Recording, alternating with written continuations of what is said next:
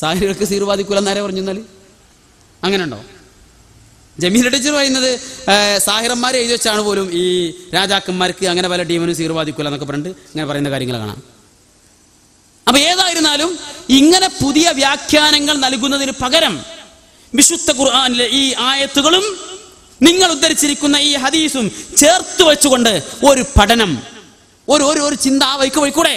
എന്നിട്ട് പോരെ ആദർശബോധമുള്ള, തൗഹീദുള്ള, ഈമാനുള്ള, തഖ്വയുള്ള റസൂൽ സല്ലല്ലാഹു അലൈഹി വസല്ലമക്ക് ഈ സിഹിർ ബാധിച്ചിരിക്കുന്നു എന്ന് ആരോപിക്കാൻ എന്ന് മാത്രമാണ് ഈ വിഷയത്തിൽ ചോദിക്കാനുള്ളത്. ബാക്കി ജമീല ടീച്ചർ ചോദിക്കും. ഇത്തരം ഈ ഹദീസുകളിലൊക്കെ സൂചിപ്പിക്കുന്ന ഹദീസുകളും കാര്യങ്ങളൊക്കെ മുമ്പും പണ്ടൊക്കെ മൗലവിമാർ പഠിച്ചതാണല്ലോ. നമ്മളെ ഉത്തരവിലും ചെയ്തു ഹദീസുകൾ സനദി എത്രയോ കാണാതെ പഠിച്ച ആളായിരുന്നു. അത്രയും വലിയ ഹദീസ് പരിജ്ഞാനമുള്ള ആളാണ്. മൗലവി, നമ്മളെ അപ്പ അലൈഹി മൗലവി, ഇങ്ങനെയുള്ള ഒരുപാട് പണ്ഡിതന്മാർ ഈ സമൂഹത്തിൽ കഴിഞ്ഞു പോയി. അവരൊന്നും കാണാത്ത ഉണ്ടായ ഹദീസൊക്കെ പ്രത്യേകിച്ചിട്ടില്ലല്ലോ. അവരൊക്കെ ഹദീസുകളൊക്കെ കണ്ടിട്ടും അതിന് സമൂഹത്തിന്റെ ഇടയിലേക്ക് എടുത്തിടാതെ നോക്കൂപ്പാക്കുകൾ വെച്ചൊക്കെയുള്ളൂ. തള്ളുന്നില്ല, കൊള്ളണമില്ല, രണ്ടും ഇല്ലാത്ത രൂപത്തിൽ. പക്ഷെ ഇവർക്ക് ഈ ഹദീസുകളൊക്കെ എടുത്തുകൾ നോക്കി ഖുർആന്റെ രസായ ആയത്തുകൾക്ക് എതിരായിട്ടാണ് ഇത് കൊണ്ടുവരുന്നത്. ഖുർആൻ പറഞ്ഞത് പ്രവാചകർ അങ്ങേക്ക് സിഹിർ ബാധിച്ചിട്ടില്ല എന്ന് പറയാം. സിഹിർ ബാധിക്കില്ല. ഓരോ പ്രവാചകന്മാരും കാര്യത്തിൽ ഓരോ വർത്തമാനമുണ്ട്. സിഹിർ പ്രവാചകന്മാർക്ക് ബാധിക്കില്ല. ഇനി സിഹിർ പിന്നെ ബാധിക്കുന്ന ആ വിഷയത്തിൽ തന്നെ സിഹിറിന്റെ തന്നെ ആ ഭാഗം പറയുന്ന കൂട്ടത്തിൽ പറയുന്നത് ഈ രാജാക്കന്മാര്, ജഡ്ജിമാര് ഇവർക്കൊന്നും സിഹിർ ബാധിക്കാൻ കഴിയില്ലാണ്. സിഹിറുകാരൻ തന്നെ പറയും. സിഹിറുകാരൻ അതിന്റെ ആ കിതാബുകൾക്ക് എഴുതി വെച്ചതാണ്. അത് സിഹിർ ബാധിപ്പിക്കാൻ കഴിയില്ല ജഡ്ജിമാർക്കും രാജാക്കന്മാർക്കും. അല്ലാഹുവിന്റെ റസൂൽ ജഡ്ജിയായിരുന്നു, പ്രവാചകനുമായിരുന്നു, അതൊക്കെ തന്നെ ബാധിക്കും. സിഹിറിന്റെ ആ മസാല വെച്ച് നോക്കിയാൽ തന്നെ അല്ലാഹുവിന്റെ റസൂലിന് ബാധിക്കാൻ പാടില്ല, സാധിക്കാൻ പറ്റും. മീര ടീച്ചർക്ക് പോലും ഈ കാര്യം മനസ്സിലായിട്ടുണ്ട്. അവർ പറയുന്ന ഖുർആന്റെ നെസ്സിന് എതിരായിരിക്കുന്ന ഈ സംഗതി ഹദീസ് ഉണ്ടെന്ന് പറഞ്ഞുകൊണ്ട് മാത്രമായില്ല എന്ന് പറഞ്ഞുകൊണ്ട് അവർ കൃത്യമായി സംഗതി സമർത്ഥിക്കുന്നുണ്ട്. പക്ഷേ ഇവർക്ക് മനസ്സിലാവണ്ടേ? എന്നിട്ട് ഇതൊക്കെ പറഞ്ഞതിന്റെ പേരിലാണ് സലാം സുല്ലമി ഹദീസ് നിഷേധിയാണ് എന്ന് പറഞ്ഞു നടക്കുന്നത്. എന്നാൽ സലാം സുല്ലമിന്റെ ഹദീസ് നിഷേധത്തെക്കുറിച്ചും ഇവർ പറയുന്ന പരാമർശം ഉണ്ടല്ലോ, അതിനെക്കുറിച്ചും ജമീല ടീച്ചർക്ക് സംസാരിക്കാനുണ്ട്. പറയപ്പെടുന്നവര് ഹദീസുകൾ ദുർബലപ്പെടുത്തി തെളിവായിട്ട് പ്രത്യേക നോട്ടീസ് എഴുതി കാണുന്നുണ്ട്. സഹീഹ് മുസ്ലിമിന്റെ പരിഭാഷന്റെ ആമുഖത്തിൽ ഹദീസുകൾ ദുർബലപ്പെടുത്തി. പിന്നെ സക്കരിയ സലാഹി 2004 അൽമനാറിൽ തുടർച്ചയായിട്ട് 5 ലേഖനങ്ങൾ ഉണ്ടായിരുന്നു. ദുർബല ഹദീസുകളുടെ ദുസ്വാധീനം എന്ന് പറഞ്ഞിട്ട് എന്റെ അടുത്തുണ്ട അൽമനാറുകളൊക്കെ. അതിൽ ഒരുപാട് ഹദീസ് സാധാരണ നമ്മൾ പറഞ്ഞു വരുന്ന ഒരുപാട് ഹദീസുകൾ ദുർബലാക്കിയിട്ടുണ്ട്. പിന്നെ വേറെ ഹദീസ് ഉണ്ടല്ലോ, ഈ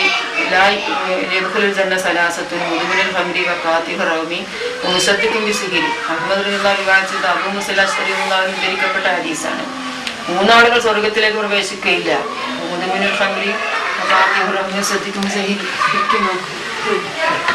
ആ ഹദീസിലെ അവരൊന്നും പഠിക്കും വരാൻ കൂടിയില്ല. എന്താ ആ ഒരു ഹദീസ് അതിപ്പോ അംഗീകരിക്കണില്ലല്ലോ. സഹിയായ ഹദീസാണ്. അൽബാനി സഹിയാക്കി എന്നുള്ളതാണ് എന്റെ അറിവിലുള്ളത്.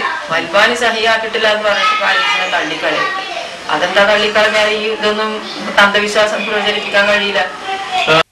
ഏറ്റവും വലിയ ചൈതാന്യത്താണ് ഇബ്ലീസ് ഉണ്ടാക്കുന്ന ഏറ്റവും വലിയ പ്രവൃത്തി. ഇബ്ലീസിന് ഇതൊക്കെ തന്നെ ആവശ്യം. മനുഷ്യനെ തൗഹീദിൽ നിന്ന് വ്യതിചലിപ്പിക്കുക എന്നുള്ളതാണ് ഇബ്ലീസിന്റെ ഏറ്റവും വലിയ. അത് പല രൂപത്തിലുണ്ടാകും. അതിപ്പോ സലാഹികളാണ്, സലഫികളാണ്, സുല്ലമികളാണ് എന്നില്ലെങ്കിൽ ഇബ്ലീസിന് യാതൊരു വ്യത്യാസം ഇല്ലല്ലോ. എല്ലാവരുടെ തലയിലും ഇബ്ലീസ് ലഭിക്കും. അതിനെ പഠിച്ചോ പറഞ്ഞത് ഈ അതാണ് ഇപ്പൊ കാണുന്നത്. പണ്ഡിതന്മാർക്കെതിരെ ശക്തമായിട്ട് ആക്ഷേപങ്ങളാണ് പള്ളിയിൽ നിന്ന്. വളരെ മാരകമായ അഭിപ്രായങ്ങൾ വരെ ചില അവർക്ക് നല്ല ബുദ്ധി തോന്നിപ്പിച്ചു കൊടുക്കട്ടെ, നമ്മൾ പ്രാർത്ഥിക്കാന്നല്ലാതെ എന്താ നമ്മൾക്ക് അതിനൊന്നും ചെയ്യാനല്ലോ. പിന്നെ അതിന്റെ ശരിയായ വശം എന്താന്നുള്ളത് പറഞ്ഞു മനസ്സിലാക്കി കൊടുക്കാൻ ചെയ്യുന്നുണ്ട്, പറഞ്ഞു കൊടുക്കുന്നുണ്ട്. ബാക്കി പിന്നെ പഠിച്ചവനിക്ക് തവക്കല്. എന്തായാലും ശരി, സത്യം ആര് പറഞ്ഞാലും അത് വിജയിക്കണം. എനിക്കത്രയുണ്ട്. ആ സത്യം ആര് പറഞ്ഞാലും വിജയിക്കണം. ജമീല ടീച്ചർ പറഞ്ഞാൽ നമുക്കും പറയാനുള്ളത് സത്യം ആര് പറഞ്ഞാലും വിജയിക്കണം. അതിനെതിരെ കൊഞ്ഞനെ കുത്തുന്ന ആളുകൾക്ക് സൽബുദ്ധി തോന്നിക്കട്ടെ, അള്ളാഹ് ഹിദായത്ത് കൊടുക്കട്ടെ എന്നാണ് 37 പറഞ്ഞ്. അതെന്നെ ആവശ്യത്തിൽ നമുക്ക് പറയാനുള്ളത്. ശരിക്ക് പിശാച് വിജയിക്കുന്നു, ഇബ്ലീസ് വിജയിക്കുന്നു. കാരണം എന്താ? ഇവിടെ തൗഹീദ് പറയാനുണ്ടായിരുന്നത് ഒരൊറ്റ പ്രസ്ഥാനമുള്ളൂ, ഒറ്റ പ്രസ്ഥാനം, മുജാഹിദ് പ്രസ്ഥാനം മാത്രം. അത് ഭിന്നിപ്പിച്ചതിൽ തന്നെ പിശാച് നന്നായി വിജയിച്ചു. ഇപ്പോൾ അതിലെ ഒരു ടീമിനെ ആ തൗഹീദിന് വിരുദ്ധമായ ചേരിയിലേക്ക് ഘട്ടം ഘട്ടമായി കൊണ്ടുപോകുന്നതിൽ പിശാച് വിജയിച്ചു കൊണ്ടേയിരിക്കുകയാണ്. ഇനി ഇവിടെ ചെറിയ ഒരു ടീമേ ബാക്കിയുള്ളൂ. മുജാഹിദ് പ്രസ്ഥാനം തന്നെ കേരളത്തിലെ മൊത്തം മുസ്ലിങ്ങളിൽ ഒരു ന്യൂനപക്ഷമാണ്. അത് രണ്ടായി ഛേദിച്ച് അതിലൊരു ടീം മാത്രമാണ് ഇനി ഇവിടെ തൗഹീദ് പറയാനും പ്രചരിപ്പിക്കാനൊക്കെ ബാക്കിയുള്ളൂ. ആ ഉള്ളവരെ കുറിച്ച് ഹദീസ് നിഷേധികൾ അങ്ങനെ പല ആക്ഷേപങ്ങൾ ഉന്നയിച്ചിട്ട് രക്ഷപ്പെടാൻ മറ്റൊരു ശ്രമിക്കുകയാണ്. ജമീല ടീച്ചർ പറയുന്നത് ഹദീസ് നിഷേധം ഇതിലേറെ നടത്തിയിരിക്കുന്നത് സക്കരിയ സുലാഹിയാണെന്നാണ്. ദുർബല ഹദീസുകളുടെ ദുസ്വാധീനങ്ങൾ എന്ന പേരിൽ അൽമനാറിൽ 2004 5 ലേഖനങ്ങൾ എഴുതിയിട്ടുണ്ട്. അതിൽ നമ്മുടെ സാധാരണ പ്രചരിപ്പിക്കാറുള്ള പറഞ്ഞുകൊണ്ടിരിക്കുന്ന പല ഹദീസുകളെയും അദ്ദേഹം നിഷേധിച്ചിട്ടുണ്ടെന്ന് എഴുതി പറഞ്ഞിട്ടുള്ളത്. ജമീല ടീച്ചർ അതൊക്കെ സൂക്ഷിച്ചു വെച്ചിട്ടുണ്ട്. കാരണം മുപ്പത്തേക്ക് സ്വലാഹികളെ കുറിച്ച് നേരത്തെ ധാരണ ഉണ്ട്. ആ കോലത്തിലൊക്കെ വരും മുപ്പത്തേര് പറഞ്ഞു.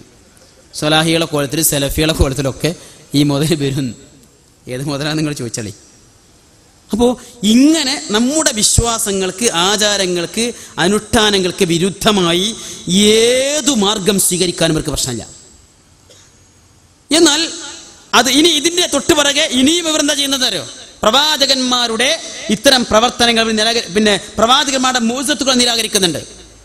പ്രവാചകന്മാരുടെ മുഅ്ജിസത്തുകളെ നിങ്ങൾ അത് കേട്ടു നോക്കൂ. ഇപ്പോൾ സുലൈമാൻ നബി അലൈഹി സ്വലാത്തു വസ്സലാമിന് ലഭിച്ചിരിക്കുന്ന മുഅ്ജിസത്തിനെ അതേ കാര്യങ്ങൾ നമ്മുടെ ജ്യോതിഷന്മാർക്കും ചെയ്യാൻ കഴിയും എന്നാണ് ഈ ടീം പറഞ്ഞുകൊണ്ടിരിക്കുന്നത്.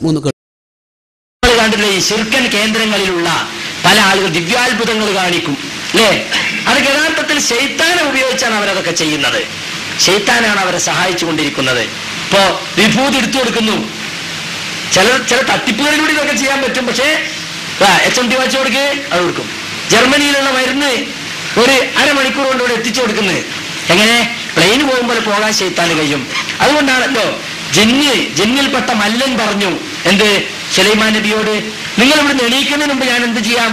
ആ സിംഹാസനം ഇവിടെ കൊണ്ടുവരാം. അത്രയും ഭാരമുള്ള സിംഹാസനം ആ വായുവിനോട് ഇങ്ങനെ വഹിച്ചു കൊണ്ടുവരാൻ ആർക്ക് കഴിയും? പിശാചിന് കഴിയും. മനുഷ്യനില്ലാത്ത ഒരുപാട് കഴിവുകൾ. സുലൈമാൻ നബിയുടെ ചരിത്രങ്ങൾ ഖുർആനിൽ എടുത്തു നോക്കൂ. സുലൈമാൻ നബിയുടെ സൈന്യത്തില് ജിന്നുകളുണ്ടായിരുന്നു. ആ ജിന്നുകളെ സുലൈമാൻ നബിക്ക് കീഴ്പ്പെടുത്തി കൊടുത്തിരുന്നു. ആ ജിന്നുകൾ ഉപയോഗിച്ച് കടലിൽ മുങ്ങി രത്നങ്ങൾ എടുക്കാൻ, വലിയ വലിയ മണിമാലികൾ പണിയാൻ ഒക്കെ അദ്ദേഹം ശൈത്താൻ ഉപയോഗിച്ചിരുന്നു. അപ്പൊ പിശാചിന് മനുഷ്യനില്ലാത്ത ഒരുപാട് കഴിവുകൾ. ആ കഴിവുകൾ കൊണ്ടൊക്കെ പിശാച് അവന്റെ ആളുകളെ സഹായിച്ചു കൊണ്ടിരിക്കും. സഹോദരങ്ങളെ, ഈ ശൈത്താന്മാരുടെ സേവ നടത്തുന്നവരും ഈ ശൈത്താന്മാരെ പൂജിക്കുന്ന മന്ത്രവാദികളും എല്ലാ മതത്തിലുമുണ്ട്. അവർ പിശാചുക്കളെ ഉപയോഗിച്ചുകൊണ്ട് മനുഷ്യന്മാരെ ഉപദ്രവിക്കുന്നു, ബുദ്ധിമുട്ടിലാക്കുന്നു, വിഷമങ്ങളും ബുദ്ധിമുട്ടുകളും സൃഷ്ടിക്കുന്നു, മാനസിക രോഗങ്ങൾ ഉണ്ടാക്കുന്നു, ബുദ്ധിമുട്ടുകൾ ഉണ്ടാക്കുന്നു.